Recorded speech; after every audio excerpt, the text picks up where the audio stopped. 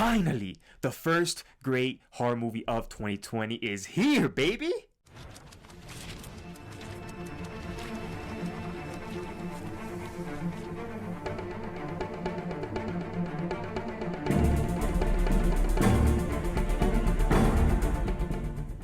The Invisible Man. So The Invisible Man stars Elizabeth Moss. You might know her from her days in Mad Men, and is directed by Leigh Whannell. He directed the very underappreciated movie Upgrade, which came out back in 2018. It was one of my favorite movies that came out that year, so if you haven't seen that movie, I highly recommend you check that out. There have been 5 official movies of The Invisible Man that have come out, but they all came out back in the 30s and 40s, almost 100 years ago. Those movies, and also that bootleg Invisible Man movie that came out with Kevin Bacon back in 2000, all revolve around the Invisible Man as the main character. But this movie has a pretty cool twist and approach to the story, where it focuses more on Elizabeth Moss and her character than it does the Invisible Man, making the Invisible Man more like a horror villain a la Freddy Krueger than a sympathetic character. This movie finds Moss's character Cecilia in the fight for her life after her abusive ex-boyfriend has scientifically discovered the ability to become completely invisible. The word you're going to hear a lot in reviews of this movie is the word timely. This movie is very timely,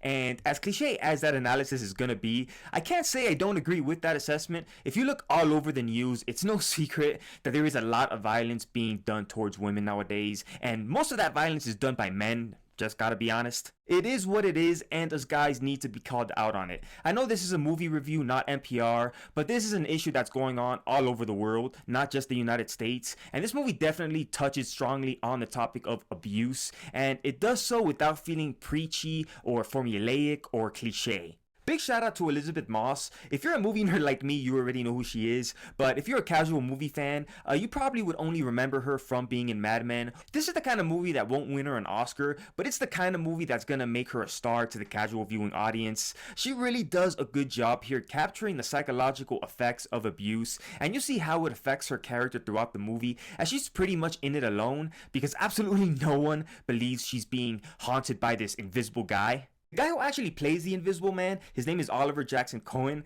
I came away pretty impressed with the dude, to be honest. He was effective, he was menacing, he looked and acted like the stereotypical douchey ex-boyfriend. I mean, I really wanted to punch that guy in the face. And whenever, as a viewer, I feel like I want to punch the villain in the face, I consider it a job well done by everyone involved. A job well done by director Leigh Whannell here as well. He also wrote this movie. He also wrote the original Saw and Insidious movie, so this guy low-key has quite the impressive resume. Here he has the knack to make even the emptiest rooms creepy, delivering a tension-filled movie that's packed with nerve-wracking suspense in the same way as a Hitchcock masterpiece. And it's numerically even more impressive when you consider the fact that this movie was made for only $7 million.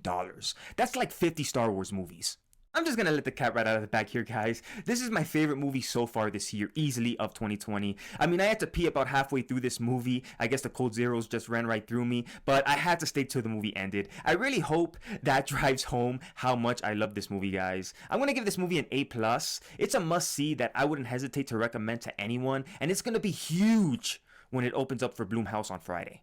I will say the trailer for The Invisible Man did kind of reveal too much more than I think they should have. I think this movie is one of those movies that it's better to go in cold turkey, so if you haven't seen the trailer yet, just take my word for it, just watch the movie. But alright guys, that's my review of The Invisible Man. What do you think about The Invisible Man? Did you like the direction that was taken with this movie? Or do you think the filmmaker should have just stuck with the same formula as before? Let me know in the comments below, and as always, make sure to subscribe so you don't miss out on any more of the latest movie releases and reviews. And remember, movies may fade, but real legends never die.